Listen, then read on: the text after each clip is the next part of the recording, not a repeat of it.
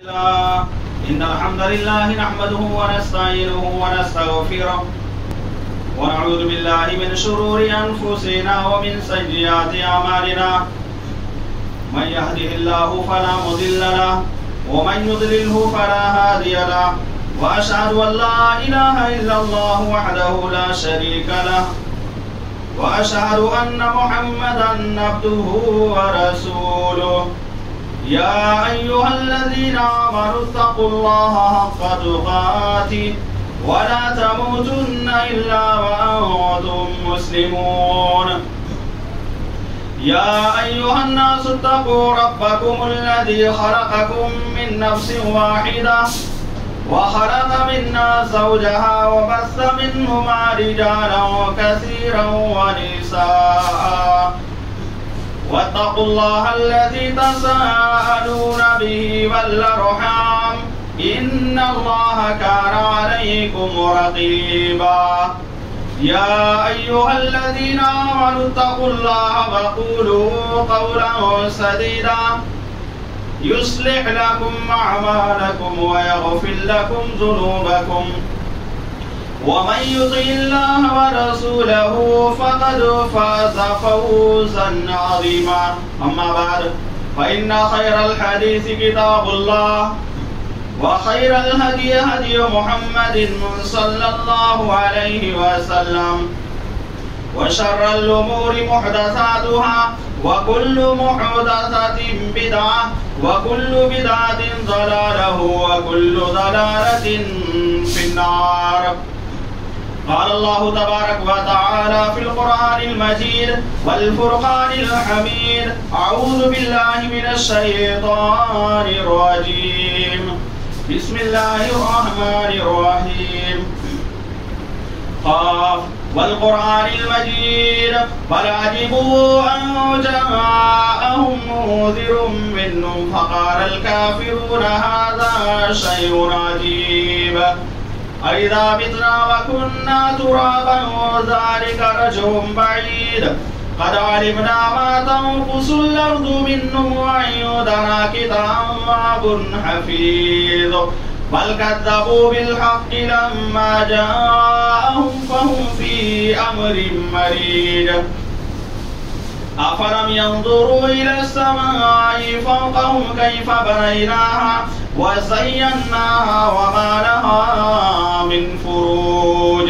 والأرض مددناها وألقينا فيها رواسي وأنبتنا فيها من كل زوج بهيج تبصرة وذكرى لكل عبد منيب ونزلنا من السماء ماء مباركا فأنبتنا به جنات وحب الحصيد والنخل باسقات لها طلع نضيد رزقا للعباد وأحيينا به بلدة ميتا كذلك الخروج كذبت قبلهم قوم نوح وأصحاب الرس وثمود وعاد وفرعون وإخوان لوط وأصحاب الأيكة وقوم تبع كل كذب الرسل فحق وعيد أفعينا بالخلق الأول بل هم في لبس من خلق جديد. قال الله تبارك وتعالى في القرآن المجيد والفرقان الحميد أعوذ بالله من الشيطان الرجيم بسم الله الرحمن الرحيم ونبلوكم بالشر والخير فتنة وإلينا ترجعون.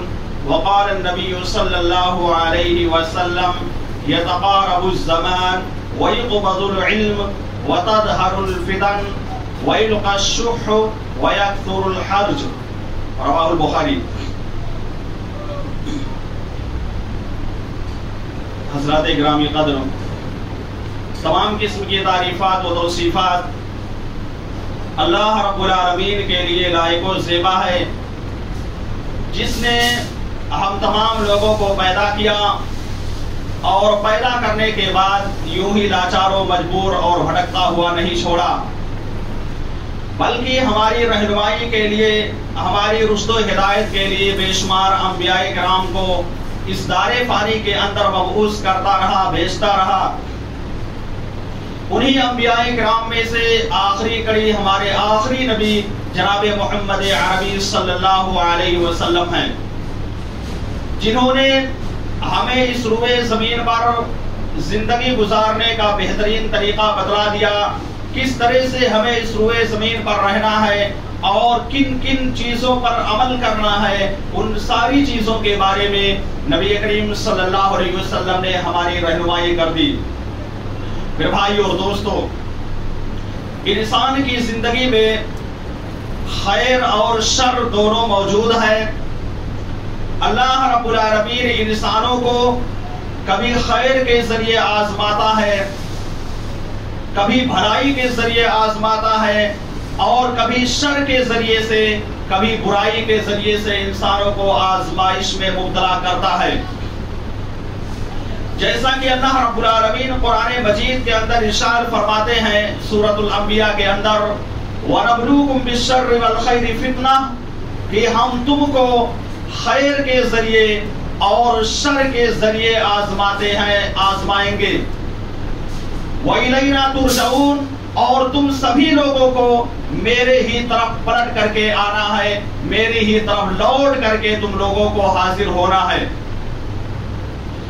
اللہ رب العالمین کا یہ دستور ہے، اللہ رب العالمین کا یہ وطیرہ ہے کہ وہ اپنے مومن بندوں کو کبھی فقر و فاقہ میں مبتلا کر کے آزماتا ہے، کم مال دے کر کے اللہ رب العالمین اپنے بندے کی آزمائش کرتا ہے، اور کبھی کبھار اللہ رب العالمین اپنے بندے کو بہت زیادہ مال دے دیتا ہے، یعنی مالدار بنا کر کے بھی انسان کو آزمائش میں مبتلا کرتا ہے۔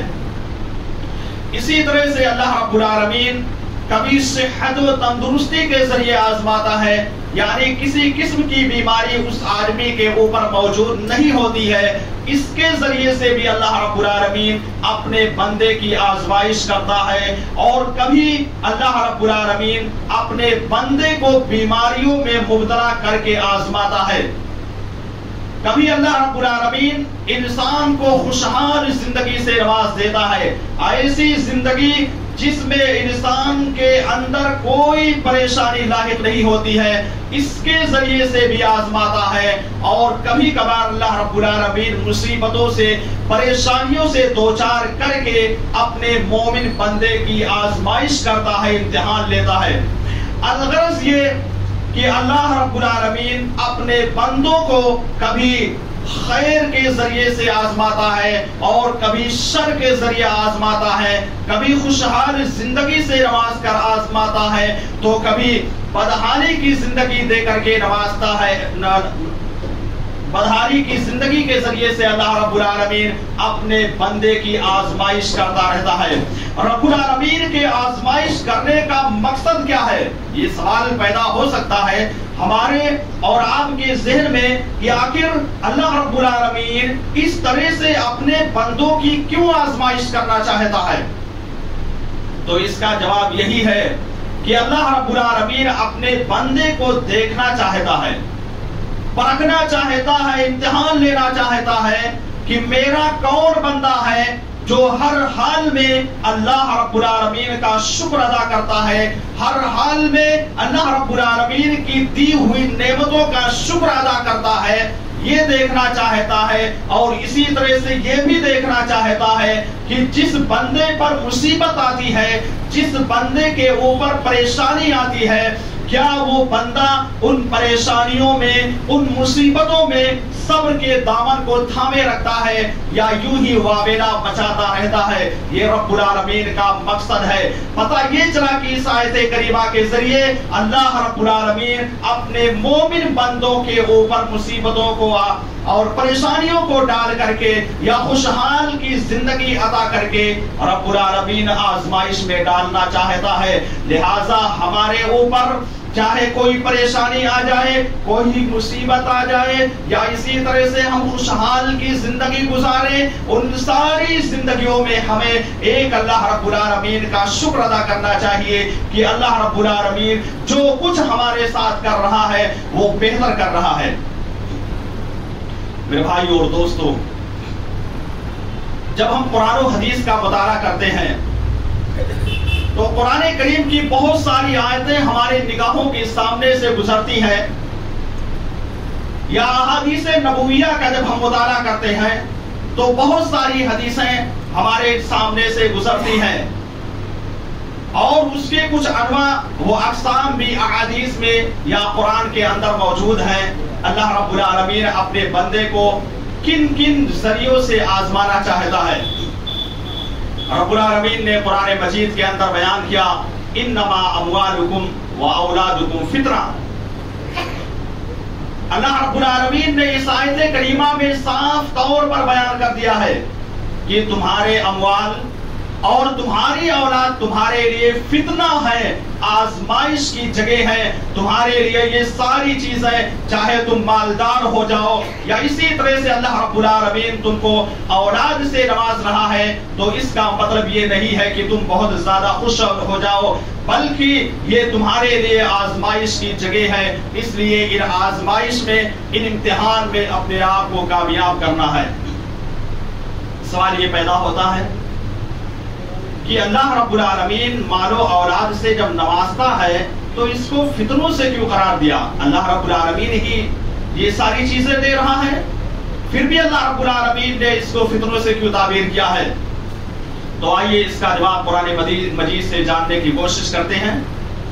رب العالمین نے قرآن مجید کے اندر بیان کیا، سَيَقُولُ لَكَ الْمُخَلَّفُونَ مِنَ الْأَعْرَابِ شَغَلَتْنَا أَمْوَالُنَا وَأَهْلُونَا فَاسْتَغْفِرْ لَنَا۔ کہ دیہاتیوں میں سے جو لوگ پیچھے رہ گئے تھے، جو لوگ جنگ میں حاضر نہیں ہو پائے تھے، وہ لوگ ان قریب اے نبی کریم صلی اللہ علیہ وسلم آپ سے یہ شکوہ کریں گے، یہ کہیں گے کہ ہم کو ہماری اولاد نے اور اسی طرح سے ہم کو ہمارے مال و دولت نے مشغول کر دیا تھا۔ یقولون بألسنتہم ما لیس فی قلوبہم، وہ اپنی زبان سے ایسی بات کہیں گے جو ان کے دلوں کے اندر موجود نہیں ہوگا۔ اللہ رب العالمین نے اس لیے فتنے سے تعبیر کیا کیونکہ یہ لوگ جنگ کے اندر حاضر نہیں ہو پائے تھے۔ یہ اعرابی، یہ دیہاتی، جب نبی کریم صلی اللہ علیہ وسلم نے ان کو جنگ کے لیے پکارا تو یہ لوگ پیچھے رہ گئے تھے۔ اس بنیاد پر اللہ رب العالمین نے بیان کیا کہ تمہارے اموال اور تمہاری اولاد فتنہ ہیں۔ اسی طرح سے اور بھی بہت ساری چیزیں فطروں میں شمار ہوتی ہیں۔ اس دور میں سب سے بڑا فتنہ ایک شہوات کا فتنہ ہے، یعنی خواہشات کی فتنہ ہے۔ یہ خواہشات اللہ رب العالمین نے انسانوں کے اندر بالکل ڈال دی ہے۔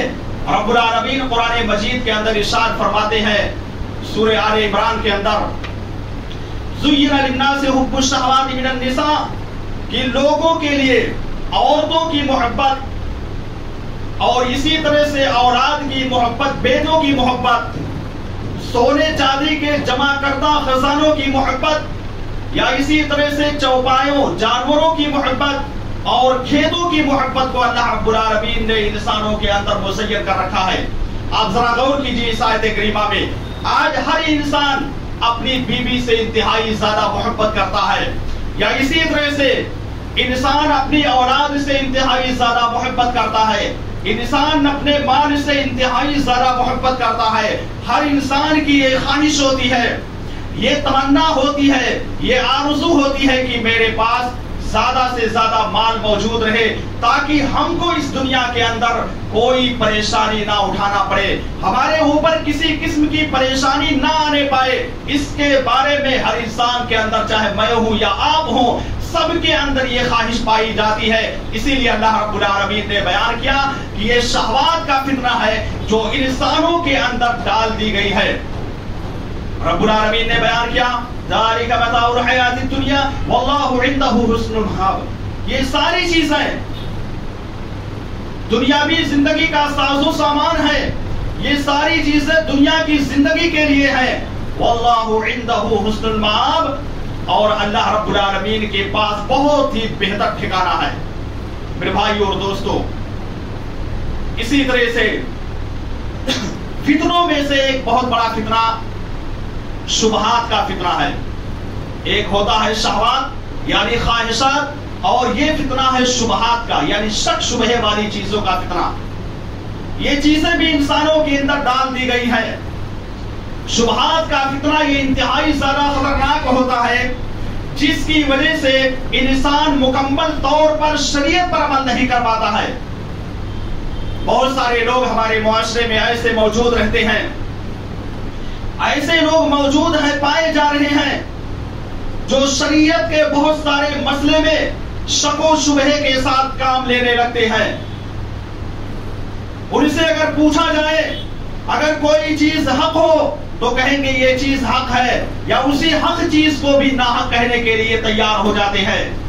گویا کہ وہ حق کو باطل کی آمیزش، حق بات کو باطل کے ساتھ ملانے کی کوشش کرتے ہیں، اور اسی طرح سے باطل چیزوں کو حق کے ساتھ ملانے کی کوشش کرتے رہتے ہیں. ایسے میں لوگ پریشان رہتے ہیں کہ آخر حق کون سی چیز ہے، کس پر عمل کیا جائے تو ہم کامیابی کی راہوں تک پہنچ سکتے ہیں. ان چیزوں کے بارے میں ہمارے معاشرے کے اندر بہت ہی زیادہ شک و شبہ پایا جاتا ہے. اس لیے اگر دیکھا جائے تو اس دور کا ایک بہت بڑا فتنہ جو ہے شبہات کا فتنہ ہے. اس فتنے کو ہمیں اپنے معاشرے سے ختم کرنا پڑے گا. اپنے سماج سے، اپنی سوسائٹی سے شبہات کے فتنے کا جب تک خاتمہ نہیں ہوگا تب تک ہم صحیح معنوں میں شریعت کے مطابق زندگی نہیں گزار سکتے ہیں. اسی طرح سے فتنوں میں سے ایک بہت بڑا فتنہ میڈیا کا فتنہ ہے.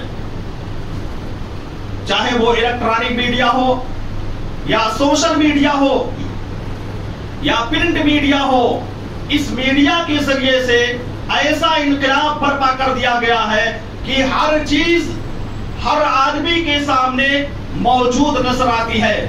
جب بھی کوئی آدمی کسی چیز کو دیکھنا چاہے آسانی کے ساتھ اس چیز کو دیکھ سکتا ہے. اپنے سامنے وہ چیزیں آسانی کے ساتھ اس میڈیا کے ذریعے سے حاضر کر سکتا ہے. پورے ہندوستان کے اندر کیا ہو رہا ہے اسی موبائل کے ذریعے سے ہم آسانی کے ساتھ دیکھ سکتے ہیں. پوری دنیا کے اندر کیسا ماحول بنا ہوا ہے اس کو بھی ہم آسانی سے معلوم کر سکتے ہیں. میرے بھائی اور دوستو، اس طرح کی جانکاری حاصل کرنے سے شریعت نے منع نہیں کیا ہے، ہم اس کو حاصل کر سکتے ہیں، یہ فطرہ نہیں ہے. لیکن اگر اسی چیز کو ہم غلط جگہ پر استعمال کرنے لگیں گے، مثال کے طور پر ہم اسی موبائل فون کو گانے سننے میں استعمال کرنے لگیں گے، یا اسی طرح سے فلمیں دیکھنے میں استعمال کرنے لگیں گے، یا اسی طرح سے اور بھی جو گندی چیزیں پائی جا رہی ہیں ان چیزوں کے دیکھنے میں استعمال کرنے لگیں گے، تو یہی چیز ہمارے لیے فتنہ بن جائے گا، ہمارے لیے آزمائش کی چیز بن جائے گی. اس لیے ہمیں اس کا استعمال صحیح طریقے سے کرنا چاہیے. اگر ہم اس کا استعمال صحیح طریقے سے کرتے ہیں تو فتنوں سے آسانی کے ساتھ محفوظ رہ سکتے ہیں، بچ سکتے ہیں. میرے بھائی اور دوستو، صحیح بخاری کی ایک روایت ہے، اللہ کے نبی صلی اللہ علیہ وسلم نے بیان کیا، یتقارب الزمان وَيُقْبَضُ الْعِلْمُ وَتَظْهَرُ الْفِتَنُ وَيُلْقَى الشُّحْنُ وَيَكْثُرُ الْحَرْجُ. اللہ کے نبی صلی اللہ علیہ وسلم نے صحیح بخاری کی اس روایت میں بیان کیا، یتقارب الزمان، کہ زمانہ بالکل قریب ہو جائے گا. اور اسی طرح سے آپ نے بیان کیا کہ فتنہ یہ بھی ہے کہ بالکل قتل و غارت گری عام ہو جائے گی، اور اسی طرح سے علم اٹھا لیا جائے گا اور فتنوں کا ظہور ہوگا. اس حدیث میں نبی کریم صلی اللہ علیہ وسلم نے صاف طور سے یہ بتا دیا ہے. پتہ یہ چلا کہ زمانہ بالکل قریب ہو جائے گا. آئیے سب سے پہلے سمجھنے کی کوشش کرتے ہیں کہ زمانے کے قریب ہونے کا مطلب کیا ہے. زمانہ قریب ہو جائے گا، اس کی وجہ کیا ہے، اس کا مطلب، اس کا ریزن کیا ہے، یہ سمجھنے کی کوشش کرتے ہیں. زمانے کے قریب ہونے کا مطلب یہ ہے کہ جس چیز کے دنیا کے اندر پھیلنے میں پہلے 1 سال یا 1 مہینہ یا اسی طرح سے 1 دن لگ جایا کرتا تھا، قیامت کے قریب وہ چیزیں منٹوں بھر میں، گھنٹوں بھر میں پوری دنیا کے اندر پھیل جائیں گی، پوری دنیا کے وہ اندر موجود رہیں گی. آپ ذرا غور کیجئے، اس موبائل فون کے ذریعے سے میڈیا کے ذریعے سے آج پوری دنیا کے اندر ایک ایک آئیڈیو کلپ یا اسی طرح سے انسان اگر فلموں کو دیکھنا چاہے تو وہ آسانی کے ساتھ حاصل کر سکتا ہے. گویا کہ پوری دنیا کے اندر یہ چیزیں پھیل جائیں گی. اسی طرح سے ایک دوسری وجہ حدیث میں یہ بھی بیان کیا گیا کہ وقت انتہائی زیادہ تنگ ہو جائے گا اور اس کی برکت ختم ہو جائے گی. میرے بھائی اور دوستو، اس لیے ہمیں اور آپ کو وقت کی قدر کرتی رہنے چاہیے. وقت کی قدر جب ہم کریں گے تبھی جا کر کے ہم ان فتنوں سے بچ سکتے ہیں اور صحیح معنوں میں ہم حقیقی مسلمان بن کر کے زندگی گزار سکتے ہیں. اسی طرح سے اس دور کا ایک بہت بڑا فتنہ فرقہ واریت اور گروہ بندی کا فتنہ ہے. فرقہ واریت اور گروہ بندی کی وجہ سے امت محمدیہ بالکل بٹی ہوئی ہے. آپ ذرا غور کیجئے کہ ہمارا رب ایک ہے، ہمارا نبی ایک ہے، ہم ایک اللہ کو مانتے ہیں، ایک نبی کو اپنا اسوہ حسنہ مانتے ہیں، ہمارا قرآن بھی آج ایک ہے اور اسی طرح سے ہمارا قبلہ بھی ایک ہے. لیکن اس کے باوجود امت محمدیہ کے لوگ مختلف گروہوں میں، مختلف جماعتوں میں بٹے ہوئے ہیں. اس کی وجہ یہی ہے کہ ہر گروہ کے لوگ یہ سمجھتے ہیں کہ ہم برحق ہیں، ہر گروہ کے لوگ یہ سمجھتے ہیں کہ ہم حق پر ہیں. لیکن اگر صحیح معنوں میں قرآن و حدیث کا مطالعہ کیا جائے تب انسان کو جا کر کے مکمل طور پر ہدایت اور رہنمائی مل سکتی ہے. سب سے بڑی پریشانی کی بات یہ ہے کہ ہمارے بہت سارے علماء کرام ایسے موجود ہیں جو صحیح باتوں کو عوام کے درمیان پھیلانا نہیں چاہتے ہیں. احادیث کی باتوں کو، جو صحیح بخاری کی روایتیں، صحیح مسلم کی روایتیں ہیں، ان باتوں کو عوام کے سامنے پیش نہیں کرتے ہیں. اگر عوام کے سامنے وہ ساری باتیں پیش کریں تو میں سمجھتا ہوں کہ لوگ ہدایت کے راستے پر آ جائیں گے اور جو راستہ صحیح ہوگا اسی راستے پر عمل کرنے کی کوشش کریں گے. تو یہ بھی دیکھا جائے تو ایک طرح کا فتنہ ہے. اس لیے ہمیں بھی اس سے پرہیز کرنا چاہیے اور ہدایت کے راستے کی تلاش میں ہمیں اور آپ کو نکلنا چاہیے. تبھی جا کر کے ہم ہدایت کے راستے کو حاصل کر سکتے ہیں. نبی کریم صلی اللہ علیہ وسلم نے فتنوں کے بارے میں بیان کیا کہ بہت سارے فتنے ایسے ہیں جو قیامت کے قریب آئیں گے. قیامت کے قریب بہت سارے فتنے رونما ہو جائیں گے. اللہ کے نبی صلی اللہ علیہ وسلم نے ان فتنوں کے بارے میں پیشین گوئی کرتے ہوئے فرمایا کہ کچھ فتنے ایسے آ جائیں گے جو بالکل قریب ہوں گے اور انسان کو اچک لینے کی کوشش کرتے رہیں گے. صحیح مسلم کی روایت ہے، آپ صلی اللہ علیہ وسلم نے بیان کیا، بادروا بالاعمال فتنا كقطع الليل المظلم يصبح الرجل مؤمنا ويمسي كافرا.